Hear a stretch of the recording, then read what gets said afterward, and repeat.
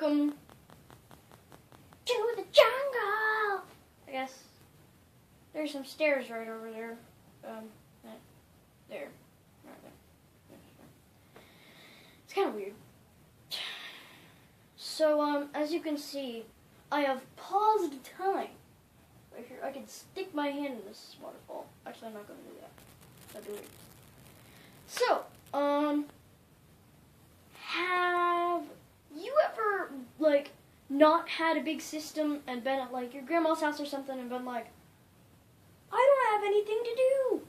But all she has is, this computer and Flash. And you're like, what should I play? Well, these are some games that you might consider playing. I'm going to give them to you in just a second. Sushi Cat. The cutest game ever. You can get a bunch of power-ups, and honestly, I just think it's one of the greatest computer Flash indie games ever. You can see it on sites like Silver Games. Specifically, the footage I'm getting is from Sushi Cat 2, in case you play the game and wonder, why aren't my moves as clean and smooth as the second game? Anyway, you probably don't sound like that. I'm sorry. That was weird. If you sound like that, that's your fault. So, Sushi Cat is a game in which you play as a small cat who is easily collapsible. The goal is to get through as many levels as you can. There's this mean dog guy who stole something from you. I didn't bother to watch the starting part, so don't get mad at me if I don't know very much about the game.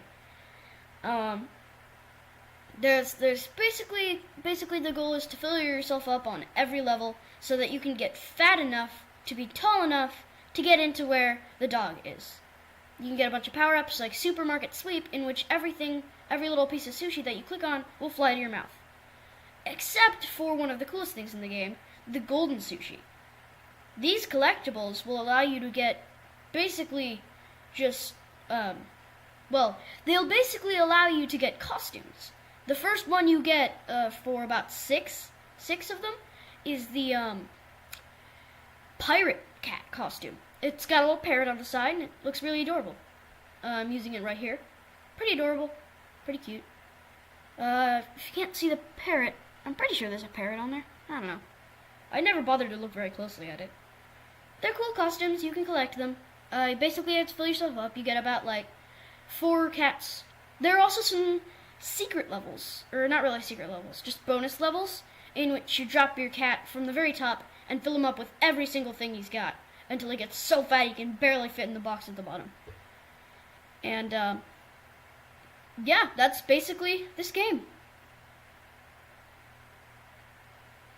Okay, exit path. Really interesting, and I mean really interesting. Picture Portal meets Flash game. And I'm not talking about the Portal Flash game. This is really just this game is amazing. You can make yourself look like basically those little stop sign guys. And you have this ability called the flow, which lets you speed up once you've gained enough running, I guess. There are also little collectibles, which will sometimes give you hats, or they'll just be collectibles. Basically, the goal of the game is to go through a bunch of levels where there are saws and stuff. It's kind of like Super Meat Boy. If Super Meat Boy wasn't, you didn't play as meat, and it had a deeper plot than saving your girlfriend. So, it's really interesting. It's got a nice concept. You got a cool flow ability. You can slide around. You can jump really high. There are springs, spikes, all manner of things that are trying to kill you. Even lasers later on. But you still have to defy all of that if you're going to get all the collectibles. There's a bit more to it than that, but that's basically the gist of it. You fall off pits and all that jazz. That's about it. I can't really think of anything else to say. Although, later on, when you're just about to earn your freedom, asterisk, of course, you were transported to this weird white world, where everything has basically shifted its colors. There are more saws, more dangers. It's a lot harder. And you get sent there because of some form of audit. I'm not sure, really. There isn't much story to it. Ah, yes. You knew it would come to this. Deep in your heart, you knew it would. Super Smash Flash 2. This is possibly the greatest of any indie Flash game, at least in most people's opinion. You see, I've never really enjoyed it because the controls have always been kinda lame. Bear in mind that the footage here is completely taken on an old version, because I couldn't get the new one to work. And there is a downloadable version of it, but that would make it not an internet Flash game, you know? Basically, the game is just Super Smash Bros. Brawl, but it's got some newer characters, and it's for the computer. Also, it's got some new items, and probably new stages. Also, lots of anime characters. Don't forget the anime characters. Yeah, they had, like, I think Goku in one version, and then there was, like, I don't know. It was weird. Anyway, this game basically is the coolest, in most people's opinion, of any of them. Also, you could play as Ichigo and Lloyd. That's pretty cool. That's a pretty good one. That's thought I had to point that out because Ichigo and Lloyd are just really good. Also, it's really fun to battle them together because it's like two Master Swordsmen. Also, Link is in there too. Link is in the Master Swordsman too. It's kind of weird. The loading screen's pretty neat. The starting thing takes after Melee. There are some really cool events, which is mostly the footage I'm getting here. This one is of a giant Donkey Kong trying to battle little Donkey Kongs. Of course, you're the big Donkey Kong. And it's not as easy as you might think, because you don't get more damage, and they make you a lot slower, basically. And because you're so big, you're constantly being thrown into this cannon here, which is kind of a glitch, I guess? I don't know. It's not that. This event was not that well made. These are basically the only ones I got footage of. So, if you're complaining that there are a lot more that I didn't cover or talk about, that's because I don't have very good recording software. Yeah, it's not too good. Next. Oh boy, I've been itching to talk about this game, because not very many people know about it. It is a very cool game. A lot of people describe it as, well, a Metroidvania style game. I have no idea what that means. Probably Metroid and Castlevania. You run around and collect power-ups, and it's pretty neat. So this game is, the one I got footage of, this game right here, is called Robot Wants Ice Cream. It's from a big series of Robot Wants games. They're not called Robot Wants games, because the robot doesn't want games. He wants a kitty, a puppy, a fishy, and in this one, he wants some ice cream. You see, Kitty caused trouble when he got a dog, and so he sent Kitty off into space. I'm not gonna say any more, because there's probably spoilers, so if you care about those, then you're good for this video, because I'm not gonna talk about very much of it. There are lots of cool bosses, and a really cool power-up that is called the Banana Ring. I use it a lot because it's kind of overpowered. It just bounces around everywhere, off walls and everything. It's really neat. Anyway, I'm getting sidetracked. This game is amazing. All of the games are amazing. Basically, they all play similarly.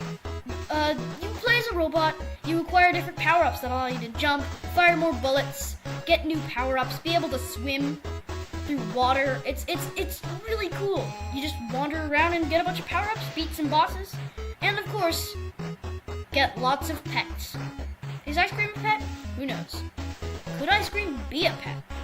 I have no idea. It probably could, if you imagined it hard enough. Ice cream could be your pet. I'm getting sidetracked though. This is an amazing game for what it does. Neat bosses, neat power-ups, neat storylines. The bosses are well thought out, the power-ups are well thought out. The whole thing is a great puzzle game to play when you're bored. say you're at your grandma's house or something. This would be basically the perfect game. And I have a feeling this would only be trumped by what is coming up next in this list. So without further ado, let's get into this. Number 1. Seedling. Oh my gosh, Seedling.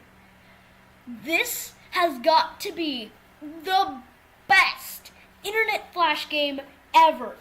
Controls are well thought out. Power-ups are well thought out. It basically... Oh, okay, let me back up a bit. I need to stop fangirling over this game. This game is amazing for what it does. So, you all remember the original Legend of Zelda games.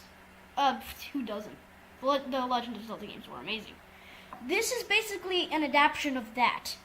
In this game, you play as a small seedling born outside of a house. From the wind, I guess. Your goal is to basically save the world. There are like 8 divine beasts. I want to call them divine beasts, but that's kind of copyrighted. They call them just kind of great beasts, relics.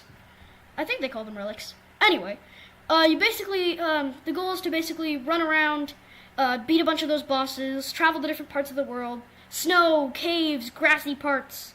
Oh man, it's amazing, I love it, it's amazing. Oh boy. Along the way you get a bunch of things, like, you get little things of fire, you get a sword, you get a shield. There are even neat bosses. Also there's this weird guy called the Oracle. He's not cool, at all.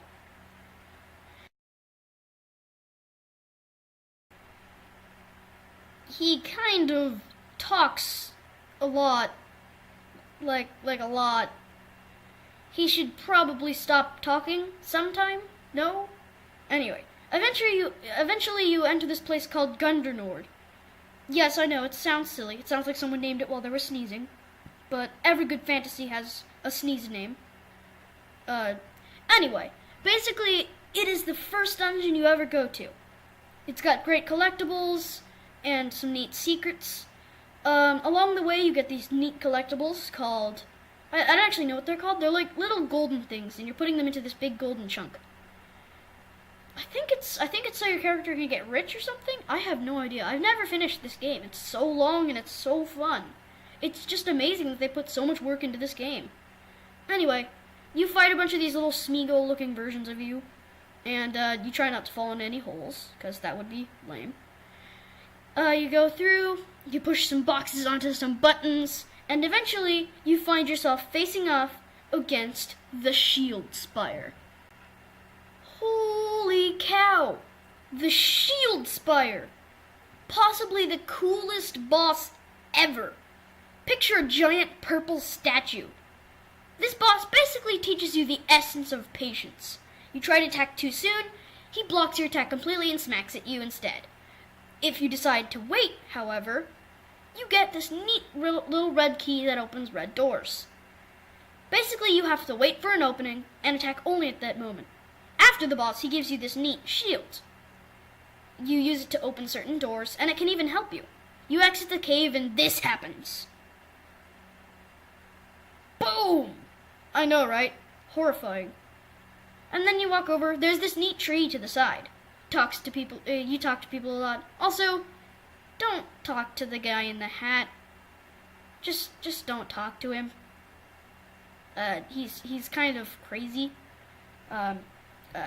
Don't press W in this game. So anyway, there's this weird tooth guy, and then there's the Oracle. Oh, no, skip it. I don't care about the Oracle. So, after this guy yaps on for a while, an hour, you get to go and have more adventures. Unfortunately, I didn't get footage of that. I just kind of stood here. Anyway, this game definitely deserved the #1 spot. It's great. It's very indie. If you did like this video, then please leave a like and subscribe. Awesome. Thanks.